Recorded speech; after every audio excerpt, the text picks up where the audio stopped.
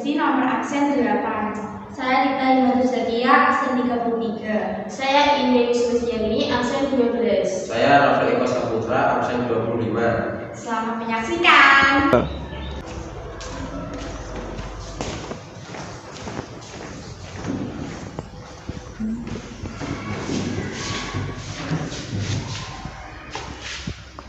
Selamat sore adik-adik. Sore, Kak. Bagaimana kabarnya hari ini? Semoga baik-baik saja semua ya. Iya, Kak. Di sini saya akan menjelaskan materi yang sudah sempat kita bahas kemarin. Tapi sebelum itu, kakak akan membagikan lembaran materi.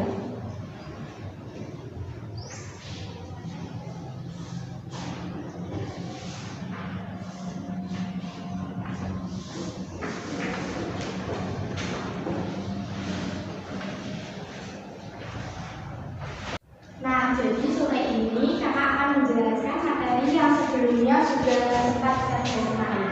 Ada yang tahu materinya apa? Saya Kak, Ya, kakak ini. isi sistematika dan aspek surat lamaran pekerjaan. Good. Jadi kita akan sedikit mengulas materi yang sudah kita bahas kemarin mengenai isi dari surat lamaran pekerjaan. Surat lamaran pekerjaan berisi tentang permohonan seorang pelamar pekerjaan agar diterima di tempat yang dilamar. Selanjutnya, kita akan beralih pada sistematika surat lamaran pekerjaan. Siapa yang masih ingat tentang sistematika surat lamaran pekerjaan secara umum? Saya Kak. Oke, Iin, tolong jelaskan. Secara umum, sistematika surat lamaran pekerjaan meliputi unsur-unsur penting, yaitu yang pertama, tempat atau tanggal pembuatan surat. Tempat dan tanggal pembuatan surat menunjukkan surat tersebut dibuat. Tempat dan tanggal pembuatan surat ditulis di sebelah kanan atas. Penulisan tempat dan tanggal pembuatan surat tidak diakhiri dengan tanda titik karena bukan sebuah kalimat. Contohnya, Bandung, 28 Februari 2022. Kemudian yang kedua, lampiran surat boleh ada atau tidak. Penulisan kata lampiran tidak boleh disingkat menjadi lam. Selain itu, angka dalam kolom lampiran ditulis menggunakan huruf.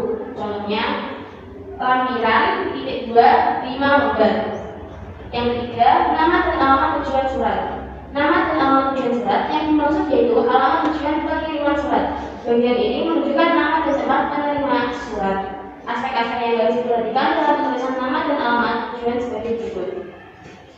Pertama, nama dan alamat penerima surat ditulis di bagian kiri. Kemudian, alamat disarankan tidak boleh lebih dari 3 baris. Penulisan kepada tidak perlu ditulis pada kertas surat. Penggunaan kata kepada menunjukkan pemborosan kata. Kemudian, jabatan tidak boleh menggunakan jenis kelamin seperti bapak atau ibu. Selanjutnya, penulisan kata jalan pada alamat surat tidak boleh disingkat. Kemudian tidak menggunakan tanda titik untuk mengakhiri setiap barisnya. Contohnya, dia besar TH kecil titik. Kepala personalia PT Aurora, Jalan Jurediol 8, Semarang. Yang keempat, salam membuka. Salam membuka adalah bagian surat yang terbuka karena pembuka. Salam membuka ini berfungsi untuk mengawali surat. Salam membuka selalu ditulis di sebelah kiri. Huruf pertama kata pertama ditulis dengan huruf kapital. Salam membuka selalu diakhiri dengan tanda koma. Contohnya, dengan hormat, koma. Kemudian yang kelima, membuka surat. Kalimat bukan merupakan bagian awal isi surat. Kalimat membuka surat digunakan sebagai pengantar untuk menyampaikan isi surat dan menarik perhatian pembaca terhadap isi pokok surat. Dalam membuka surat harus sudah muncul pernyataan umum yang menggambarkan diri pelamar. Contohnya, saya yang bertanda tangan di bawah ini. Dalam bagian sinar baru tanggal titik-titik mendengar iklan kebutuhan tenaga kerja titik-titik. Oke, ini good. Siapa yang bisa melanjutkan? Saya Kak. Oke, kita silakan.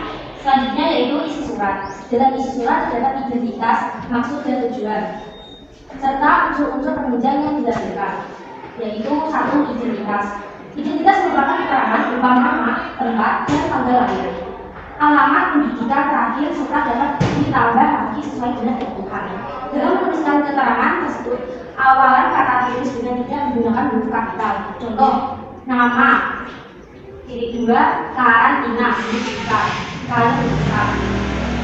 Selanjutnya tempat, koma, tanggal lahir, titik 2, beras tadi, 17 November 1995. Pendidikan terakhir, titik 2, S1, Sastra, S-nya besar, Indonesia, I-nya besar, titik koma, dan alamat, titik 2, jalan, J-nya besar, pemuda, T-nya besar, 15, Medan, M-nya besar, titik. Yang kedua, maksud dan tujuan. Bagian ini berisi alasan pengirim atau pelamar pekerjaan. Pekerja menulis surat lamaran. Yang ketiga, unsur pekerjaan yang digantikan. Sebuah instansi kadang-kadang meminta pelamar untuk mencari pemberian syarat-syarat. Pelamar harus memenuhi panggilan yang diminta pekerjaan. Perusahaan unsur yang dilampirkan tersebut sebagai berikut. Contoh, untuk memenuhi persyaratan dia membuat surat lamaran ini, sebagai pertimbangan berikut saya lampirkan titik 2. 1. Legalitas ijazah sarjana sastra yang telah dilegalisasi. Titik koma. 2. Fotokopi transkrip nilai yang telah dilegalisasi. Titik koma. 3. Fotokopi kartu tanda penduduk atau KTP. Titik koma. Dan 4. Foto warna ukuran 4x6 sebanyak 3 lembar. Titik. Terus selanjutnya penutup surat. Kalimat penutup surat merupakan bagian akhir isi surat. Kalimat penutup surat berisi harapan dan ucapan terima kasih. Seperti contoh, demikian permohonan saya, besar harapan saya untuk dapat diterima menjadi bagian dari perusahaan feedback. Yang selanjutnya, salam penutup, tanda tangan, dan nama terang. Bagian ini berada di pojok kanan bawah surat. Dalam salam penutup merupakan mengungkapkan rasa penulis surat. Fungsi bagian ini hampir sama dengan salam membuka. Oleh karena itu, pemilihan salam penutup harus disesuaikan dengan salam membuka. Salam penutup harus diakhiri tanda koma. Contoh, hormat saya, koma, tanda tangan, nama tanda tangan tersebut. Selanjutnya, aspek penting surat lamaran pekerjaan. Selain kita, berat sekali terima kasih Iko. Jadi menurut saya di sini kalian sedikit banyak sudah paham mengenai isi dan sistematika surat lamaran pekerjaan. Selanjutnya saya akan menerangkan materi mengenai aspek penting dari surat lamaran pekerjaan.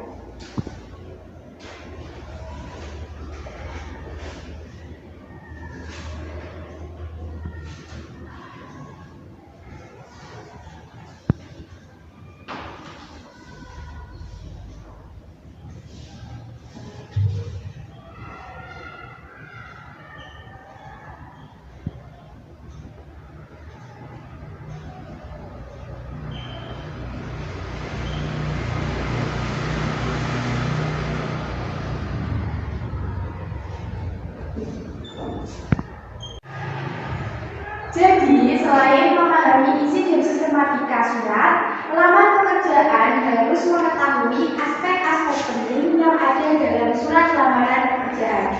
Aspek-aspek penting tersebut terdiri atas pernyataan umum dan juga argumentasi. Pernyataan umum berfungsi sebagai informasi awal terkait dengan pekerjaan yang akan dilamar. Sementara itu, argumentasi berfungsi mengeluarkan pernyataan umum. Contoh pernyataan umum. Saya yang bertanda tangan di bawah ini. Nama, tempat tanggal lahir, jenis kelamin, agama, pendidikan atau jurusan, alamat, dan juga nomor telepon. Dengan ini menyampaikan permohonan kepada Bapak atau Ibu agar kiranya saya diterima sebagai karyawan di perusahaan Bapak atau Ibu ini. Contoh argumentasi. Di dalam surat lamaran pekerjaan terdapat argumentasi untuk mengeluarkan pernyataan umum. Pembuat surat lamaran harus memberikan argumentasi contoh sebagai argumentasi dalam surat lamaran pekerjaan sebagai berikut. Sebagai bahan pertimbangan Bapak atau Ibu, bersama ini saya lampirkan 1. Fotokopi ijazah terakhir yang telah dilegalisasi. 2. Fotokopi transkrip nilai yang telah dilegalisasi. 3. Fotokopi KTP. 4. Fotokopi surat keterangan catatan kepolisian yang sudah dilegalisasi. 5. Surat keterangan kesehatan. Dan yang terakhir adalah pas foto ukuran 3x4 sebanyak 3 lembar. Demikian permohonan ini disampaikan. Besar harapan saya kiranya Bapak atau Ibu dapat mempertimbangkannya. Atas perhatian Bapak atau Ibu, saya mengucapkan terima kasih. Itu tadi adalah aspek penting dari surat lamaran pekerjaan yang terdiri dari pernyataan umum dan juga argumentasi. Jadi tolong jelaskan kembali materi yang Bapak sampaikan barusan sesuai dengan pemahaman ini.